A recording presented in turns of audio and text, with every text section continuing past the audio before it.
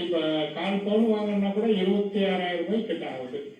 ரொம்ப கஷ்டம். இனிமே தங்கம்ங்கிறதே பேரை எழுதி தான் பார்க்க முடிஞ்சு இனிமே வாங்க முடியாத சூழ்நிலைக்கு வந்துருச்சு. கல்யாணத்து பொண்ணு கேட்கறதா வரதட்சணை கேட்கறாங்க. இவ்வளவு பணம் கூட ஒரு பவுன் போட அப்படிங்கிறாங்க.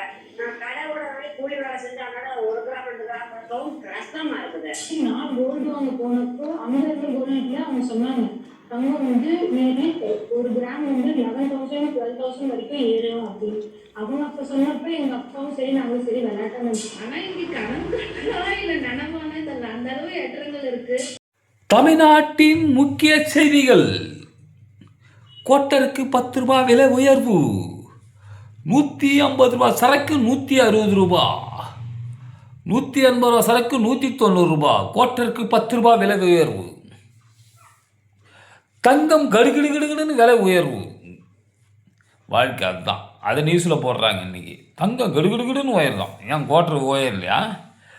தக்காளி வெங்காயம் ஒரு 10 ரூபா விலை ஏறிச்சுன்னா கட கட கட கடன்னு எல்லா நியூஸ்லையும் போடுவான் விலை உயர்வு. மதுரையில் 80 ரூபா தக்காளி, சென்னையில் 120 ரூபா அப்படின்னு எல்லாத்தையும் வேலை பட்டியல் போடுவான். ஆனால் கோட்டருக்கு 10 ரூபாய் ஏற்றிருக்கீங்களே, குடிகாரம் எவ்வளோ வைத்தறிச்சல் பண்ணும். ஒரு நாளைக்கு 1 குவார்ட்டர் குடிக்கிறோம் 10 ரூபா, 2 குவார்ட்டர் குடிக்கிறோம்னா 20 ரூபா, 4 குவார்ட்டர் குடிக்கிறோம் 40 ரூபா. ஒரு புல்லுக்கு 40 ரூபா போகுதுங்க. வைத்தறிச்சலாக இருக்குதுங்க வாழ்க்கை அப்படின்ட்டு அவங்க ஒரு பேட்டி கொடுத்தானுங்க. நான் சும்மா நம்ம அந்த குடிக்கிற பழக்கம்லாம் இல்லை, இருந்தாலும் சொல்கிறேன் நான். ஏன் அந்த மாதிரி பண்ணுறேங்க கவர்மெண்ட்டு? எனக்கு வயசு 50, நீ என்ன வேணாலும் பண்ணால் நான் கவலைப்பட மாட்டேன், எதுக்குமே கவலைப்பட மாட்டேன். நான் என்னை தூக்கி போட்டு தூக்கில் போட்டால் கூட நான் கவலைப்பட மாட்டேன். தப்பு தான். எதுக்கு நான் ஒரு 10 ரூபா ஒரு கோட்டுக்கு ஏன் ஏற்றுறீங்க? இது நியாயமா?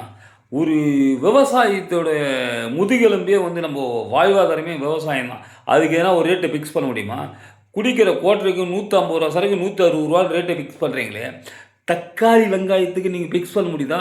ஒருத்தன் விவசாயம் ஒரு ஏக்கருக்கு போட்டு விற்கிறான். ஒரு ஏக்கருக்கு 50,000 ரூபா செலவு பண்ணுறான், 40,000 தான் வருது, 10,000 ரூபா லாஸில் போகிறான். கழுவி துப்பி போட்டு பாதி பேர் தற்கொலையில் போகிறான்.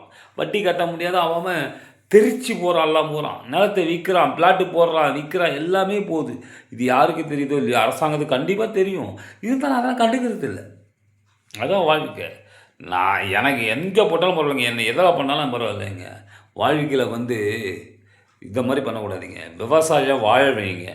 வாழ வச்சுட்டு நீங்கள் நல்லா இருங்க. கொஞ்ச காலம் தாங்க வாழ போகிறேன். எனக்கு 50 வயசு ஆகுது. இன்னும் ஒரு 5 வருஷம் ஆனால் நான் ஈரோடு இருக்கேன், செத்து போகிறேன். அது இல்லை என் சன்னதிங்க அவஸ்தைப்படுமே. நான் யார்கிட்ட போய் கத்துறதுன்னு தெரியலையே. மாட்டின் பாலின் விலை 30 ரூபா, பேக்கெட்டின் 1/2 லிட்டர் பாலின் விலை 30 ரூபா, லிட்டரே அங்கே 30 ரூபாய்க்கு தான் வாங்குகிறான். இங்கே 1/2 லிட்டரே 30 ரூபாய்க்கு. அந்த ரேட்டு கூட அங்கே விவசாயத்தோட செக் பண்ணுங்க இல்லையே. பேக்கெட் பால் எம்ஆர்பி 38 ரூபா 40 ரூபா வரைக்கும் போடுறீங்களே.